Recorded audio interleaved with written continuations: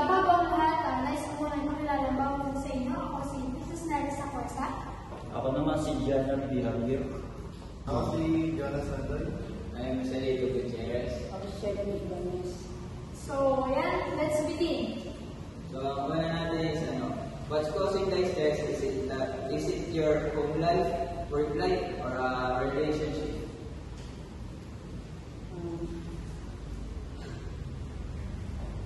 Home life. Dahil maraming iniisip sa family at sa mga kung paano mahandling pang-araw-araw na pangangailangan sa pamilya. So what's causing the stress? Is it your home life, work life, or a relationship? So, hindi naman natin masasabi kung ano ba talaga yung pinaka-cause ng stress. Pwede home life, work life, or a relationship. So, nasa sa atin din naman yung kung paano natin i-handle yun bilang isang estudyante. So, minsan, nagtutulong din yung home life bilang stress sa atin kasi minsan sa family problem, lalo na sa financial bilang sa estudyante na nagigipit, and yun din sa work life na bilang estudyante din, hindi naman natin kayang pagsabayin yung trabaho at saka yung mga akats natin, and lalo na yung relationship. So, minsan doon din tayo nakuha ng lakas sa relationship natin. So, minsan nga lang, syempre, cause din ng stress, so yung stress mo na galing sa ibang bagay, so pupunta sa relationship dahil na yun ang bugat yung parang galit or meron isang problema na hindi natin kaya sa Sa akin naman, parang mas na-stress ako sa work life, kaya dito sa school. Kasi, kagaya ngayon, marami sa atin pinapagawa kahit na Christmas break, ganyan. Totoo to. Siyempre, kapag hindi marunong may pag-cooperate yung mga ibang classmates o kasama sa grupo, parang ikaw na lang yung nagkukusa na ganito ang gawin natin, ganyan. Kaya, bukod dun, minsan sa bahay din, na-stress din ako gawa. Yun nga, yung mga gawain bahay, laging kapag inuutosan mo, laging sivil, ganyan. Di ko rin alam. Pero sa relationship, wala akong problema kasi single naman ako Para sa akin, sa home life. Basta, pagdating to is yung sa financial issue. Kasi di naman kasi lang tayo may pera. Dahil nga nag-iingit tulad din sa pag-aaral, madaming gastusin. Minsan naisip ko, magtatrabaho ako, mag-aaral ako. Kaya yun, minsan naisip ko, magtatrabaho ako, mag-aaral ako. Kaya matagal sa isip yun. Kaya din na-stress ako. So, yung akin naman is, pwede din sa relationship. Tulad namin nito, mga class namin, sa mga class namin, may stress kami gawat parang wala silang hindi nila alam kung ibig sabihin ng cooperation kapag may groupings, kapag may activity. Pwede din na, nai-stress din ako kapag dun sa work life. Sa mga activity na pinapagawa, sa mga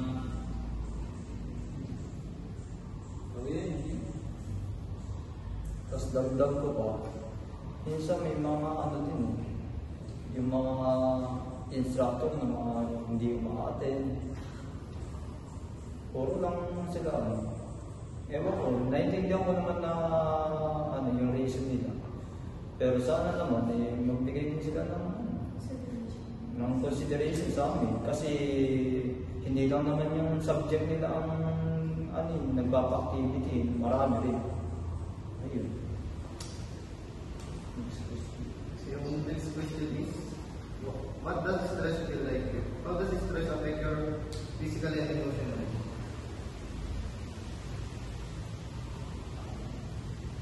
Para sa akin, nakakapit yung stress sa both physical and emotion. Dahil kapag stress ka, hindi mo alam yung di mo alam yung iyong ginagawa kung tama ba ito or mali.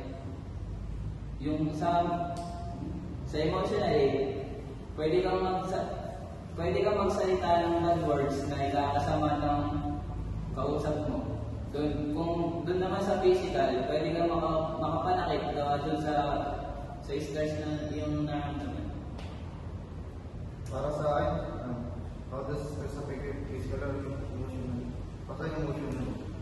Nagkakaroon ng difficulty concentrating sa isang bagay na pinagawa kasi isang pinapangunahan ng papa. Ako pa kung matatapos ko pa yung okay o hindi pa lalabas na hindi maganda. Para sa akin naman, both lang, emotional and physical.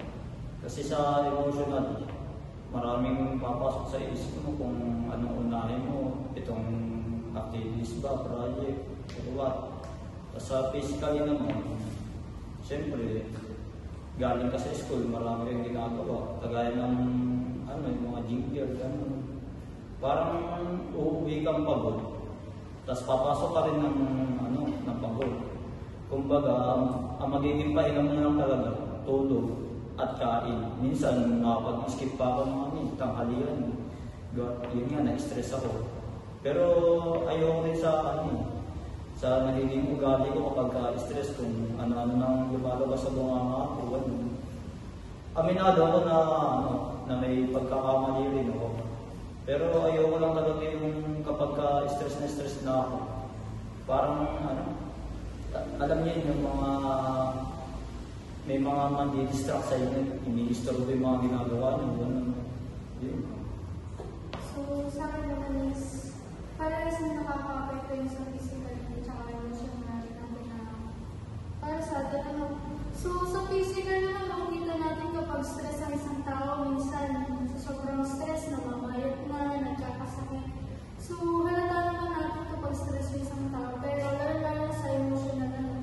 Kasi sa emotional, parang nagiging bugnutin kayo, parang kapag stress ka, stress dahil sa mga schoolworks, gano'n, stress din dahil sa family. Tapos biglang may mamamalit sa'yo. Parang ramdam mo yung feelings na isang tao. So, ibig sabihin, kapag alam natin na stress yung isang tao, parang huwag na natin masyadong pagulugin, alam na stress, huwag na natin susulit, gano'n. So, ayun, alam naman natin na yung stress is maraming aspect na na-affect naman. Para sa akin, emotional dahil hindi mo masasabi kung pag may taong nakapansin sa'yo, then yung mga bagay na hindi mo maintindihan, pagsalita ka ng masasakit yung salita sa ibang tao, dahil sa stress. Kumbaga, hindi mo alam yung gagawin mo, pag-iharin mo stress, pag sa'yo na napunta, then, kung paano nga yan, then, mahirap kasi, pag may tao punta, may masasakit ka talaga masasabi mo, hindi mo kailangan sabihin sa kanila. Para nadala ka lang dun sa emotion mo na stress ka. Ano naman, valid lang naman ang sinabi mo, valid naman yun. Kasi minsan naging ganyan din ako, hindi ko na rin nakikilala sa sarili ko. Kaya ayun. So next, how do you manage stress? What techniques do you use to manage stress, such as mindfulness or relaxation? Pareho lang din. Minsan kapag may oras ako para magre-relax talaga ako kagaya ng gumagalaw ng isa, gano'n, parang stress eating baga. O kaya stroll, ikot-ikot lang ako dun sa bayan. Tapos sa mindfulness naman, yung ginagawa ko lang dito, nagpapatugtog lang ako tapos nakahiga lang ako, scroll lang, ganyan. Tapos dagdag ko pa sa relaxation. Parang parang masinisipag kang maglinis ng bahay kapag stress ka. Kasi Ewan ko kung napipil nyo rin yung kapag ka, ano, yung parang ayaw nyo ng sobrang gulo sa, ano, sa loob ng bahay. Kumbaga, kung may makita ka lang na hindi maayos na nakatabi, parang iipisin mo yung lahat, tapos magwawalis-walis ka ganun.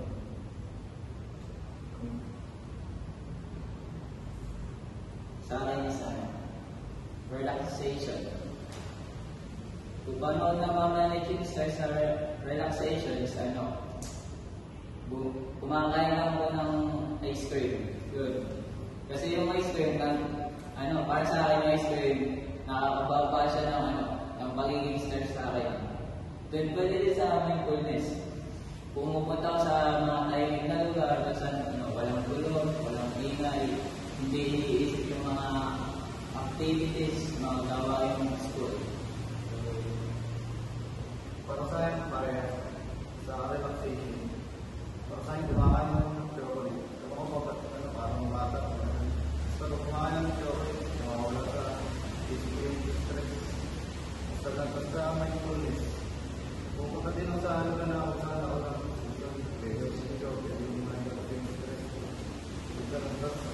nagbakasya ng mga books. Yung oras na pagpapala ng books. So, sa akin naman, how do you manage stress? So, isang way ko is yung pagtulog. Although, hindi naman siya totally, kapag gising mo, wala na yung stress mo.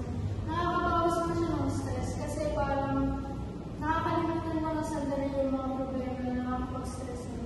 So, after that, syempre, magpo-focus na ako sa ibang bagay tulad ng, yun nga, pag-divert ko thinking ko sa ibang bagay tulad ng, yun nga, sabi ni Yani na parang kapag stress, mas pipili mo na lang maglinis ng bahay mag-isa. Yung ayaw mo na crowded masyado, ayaw mo kaingay, ayaw mo na magulo.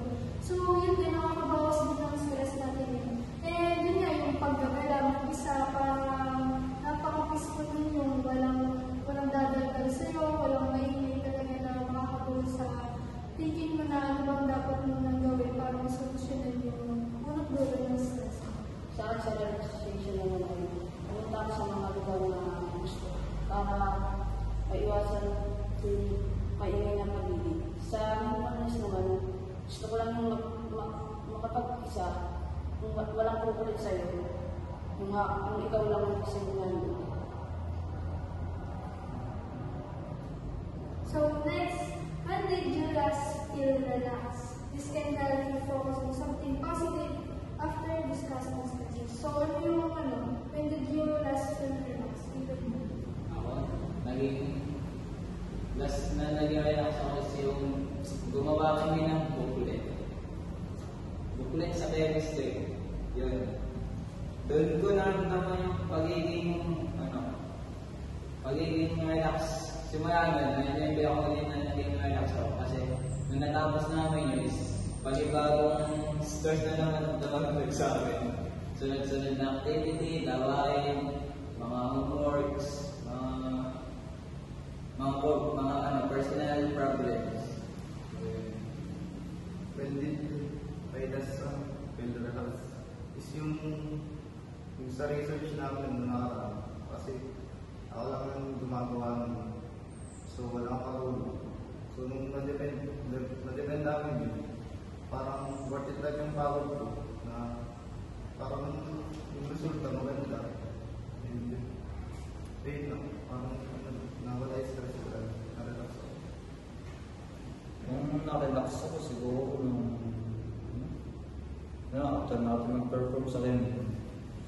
But nung hindi bago magsimula, puro mando ako. Mention dito, mention doon. Kasi sino ba namang hindi mayayang kapag walang tumutugon sa sinasabi mo. Tapos yung mga nagiging plano nila, parang hindi naman nagiging accurate. May mga plano din naman akong pumapalpak. Pero kapag natama naman nila, hindi okay lang sa akin. Parang kumbaga, magtutulungan kami. Tapos ngayon, ewan ko, panibagong relaxation ko kasi Kasi maayos naman itong mga kagrupo ngayon dito sa UTS. Walang ano, sa gabal. Pero iba ko kung magtutuloy-tuloy na ito. Sana lang. Hoping. So, yung akin is yung, katulad ni Yanis, yung after ng performance sa Organic Chemistry.